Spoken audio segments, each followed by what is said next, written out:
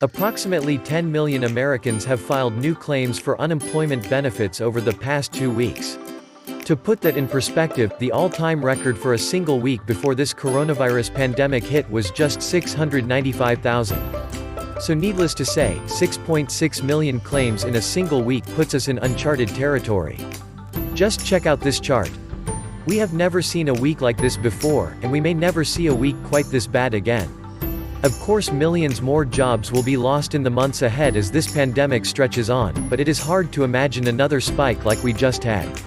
When you add the last 2 weeks together, somewhere around 10 million Americans have filed new unemployment claims during that time period. The torrent of Americans filing for unemployment insurance skyrocketed last week as more than 6.6 million new claims were filed, the Labor Department reported Thursday. That brings to 10 million the total Americans who filed over the past 2 weeks.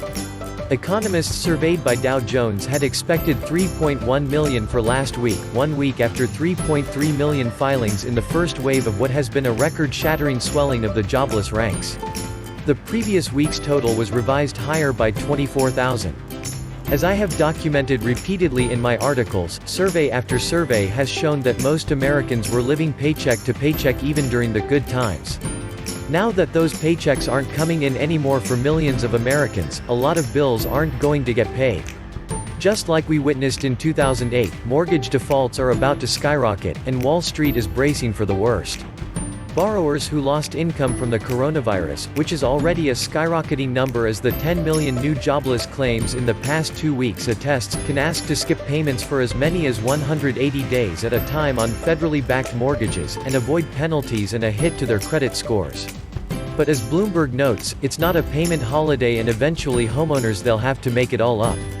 According to estimates by Moody's Analytics chief economist Mark Zandi, as many as 30% of Americans with home loans, about 15 million households, could stop paying if the U.S. economy remains closed through the summer or beyond. As I noted yesterday, the St. Louis Fed expects the unemployment rate to eventually hit 32%. That won't happen immediately, but if we do get there, it will be worse than anything that we witnessed during the Great Depression of the 1930s. Because of all the shutdowns that have been instituted nationwide, economic activity has already dropped to levels that we have never seen before in our entire history. Personally, I was absolutely astounded when the latest box office numbers were released. The domestic box office movie theaters brought in a whopping $5,179 for the week of March 20 to 26. Down 100% from $204,193,406 the same week a year ago. These numbers are just incredible. And even once all the shelter-in-place orders have finally been lifted, a substantial portion of the population will not want to go to movie theaters anymore due to fear of catching the virus. Many movie theaters that have closed down will simply never open up again. Another thing that has really surprised me is how rapidly many Americans have run out of food.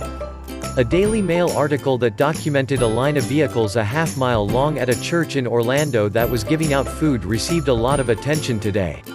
Today, the hundreds of families flocking to a church parking lot across town from Orlando's iconic resorts and theme parks are here for a starkly different reason: survival.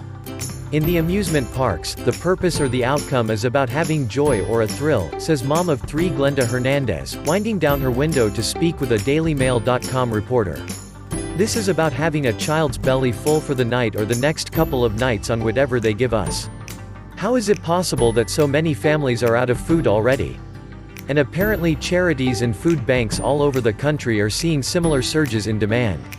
Here are just a few examples that were shared by The Guardian. In Amherst, home to the University of Massachusetts' largest campus, the pantry distributed 849% more food in March compared with the previous year. The second largest increase in western Massachusetts was 748% at the Pittsfield Salvation Army Pantry. The Grace Klein Community Food Pantry in Jefferson County, which has the largest number of confirmed COVID-19 cases in Alabama, provided 5,076 individuals with food boxes last week, a 90% increase on the previous week. In southern Arizona, demand has doubled, with pantries supplying groceries to 4,000 households every day, double the number supplied in March 2019. We saw an increase during the federal government shutdown, but nothing as rapid, massive or overwhelming as this, said Michael McDonald, CEO of the Community Food Bank of South Arizona. If things are this bad already, how much worse will the suffering be a month or two down the road? Meanwhile, U.S. farmers are facing problems of their own. Because of all the shutdowns, it has been difficult for farmers to get enough workers into their fields. The following comes from CNN. April and May are critical planting and harvesting times for many U.S. farmers. They need skilled laborers to work their fields, and a reliable supply chain to deliver their goods. And they don't have any time to waste. If farmers can't find enough workers, or if their farming practices are disrupted because of the pandemic, Americans could have less or pricier food this summer. And because international farmers and their supply chains face similar problems, we could receive fewer food imports, potentially limiting supply and driving up prices.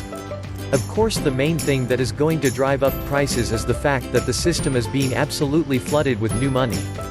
Many Americans have applauded the recent moves by the Federal Reserve, and just about everyone seems thrilled that big government checks are coming, but they won't be so thrilled when a loaf of bread costs $5 and a gallon of milk costs $10.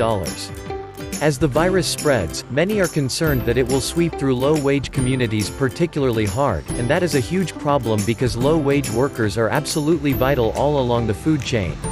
By law, food manufacturers must prevent anyone who is sick or has a communicable disease from handling, processing or preparing food for human consumption.